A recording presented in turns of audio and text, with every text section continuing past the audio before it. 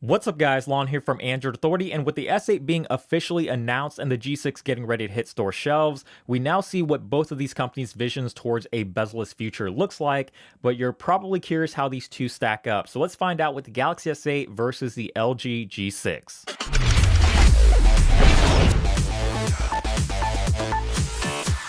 Usually when comparing an LG flagship to Samsung's, they're radically pretty different in terms of design and features, but this time around they actually share a lot of similarities, and it all starts with the design. You've got two phones that feature metal frames with glass bodies that are IP68 certified, and they both feel incredible in the hand, but the S8 definitely has a much sleeker appeal with its curved edge front and rear panels and rounded body. There's not a single sharp edge on the S8 at all, whereas with the LG G6, they've gone with the more traditional flat sides and chamfered edges. In terms of sheer size, the S8 Plus is significantly wider and taller than the G6 due to its massive 6.2-inch screen, but it doesn't feel as big in the hand as you would expect due to the curved edge glass and practically non-existent bezels. But if you're looking for a more comparable size to the G6, the regular S8 would be the way to go with its slightly smaller 5.8-inch screen. With both Samsung and LG going with super thin bezels, this really makes the screens on the G6 and S8/S8 Plus the star of the show, and we're inching closer and closer to the reality of having purely a screen in the palm of our hands.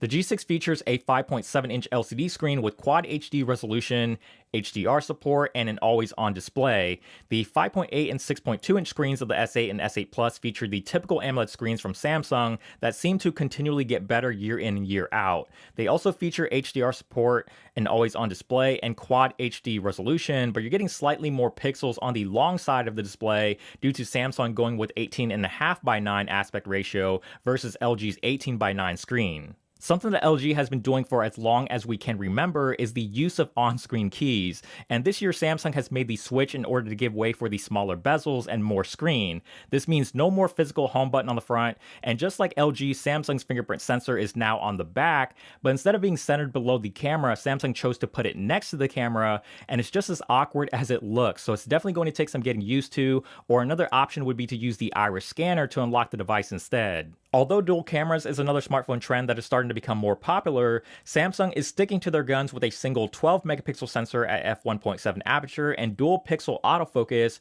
while on the G6 you have two 13-megapixel sensors with one wide-angle and telephoto lens. They're both running Android Nougat out of the box with their own respective skins, but the real highlight on both of these phones is the AI assistant. LG chose to incorporate Google Assistant, and while the S8 and S8 Plus also have Google Assistant, it also comes with Samsung's own AI called Bixby, and this wouldn't be a Samsung device if it didn't have software that competed directly with Google's. It can do a lot of the same things as Google Assistant, but is very heavily integrated into the S8 software, like the camera, web browser, and other core functions to change the way you interact with your phone. There's even a dedicated hardware key on the side to make the service even easier to get to. The specs of the G6 are pretty well known at this point, with the Snapdragon 821, 4GB of RAM, a 3300 mAh battery, wireless charging, and expandable storage. Over on the S8 and S8 Plus, you also have wireless charging and expandable storage with a 3000 and 3500 mAh battery on the S8 and S8 Plus respectively. Aside from mentioning that the S8 will come with a 10nm octa-core chipset,